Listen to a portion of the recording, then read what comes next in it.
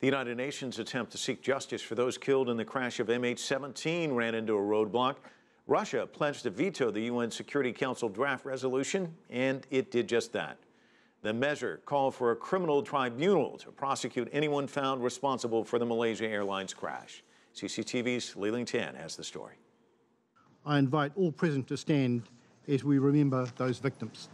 A moment of silence kicked off this high-level session at the UN as member states remembered the 298 victims of the MH17 crash. Then the vote came, in which 11 hands went up in favor. Those against? Russia was the sole opponent. 3 countries, including China, abstained.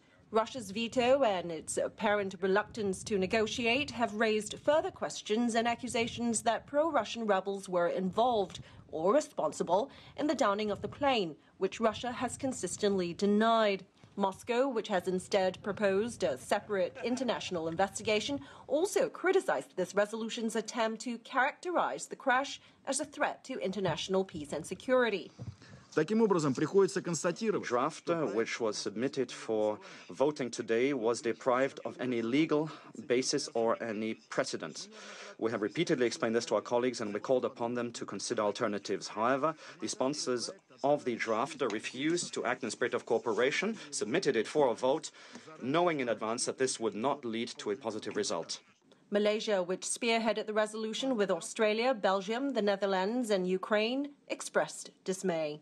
Instead of conveying the message in support of justice and accountability, we are sending a dangerous message of impunity for the perpetrator of this heinous crime, as well as jeopardizing the safety of civil aviation over conflict zone in the future. The US, which was among member states who voted in favor of the tribunal, was more cutting in its criticism against Moscow's veto. By vetoing this resolution, Russia has tried to deny justice to the 298 victims on that plane and deny their families a chance to hold accountable those responsible. No surprises here at all. Russia has said in the past few days that it would veto this resolution, and its ambassador to the UN, Vitaly Cherkin, told reporters just as he was entering the Security Council chamber before this vote that Moscow's position had not changed.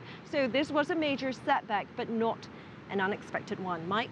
Well, Li, this has been a big day, of course, for Malaysia. While at the UN, did the Transport Minister of Malaysia have anything to say about the missing flight MH370? Yes, absolutely. He was pressed on these latest breaking developments while he was here at the UN, and he said that he has sent a team to the Reunion Island to determine and investigate this wreckage in order to see if this really belongs to MH370. Of course, at this point, it's unknown, but we do know this was found 4,000 miles, nearly 6,500 kilometers from where it was last seen. Li Tan in New York City for us. Thanks so much.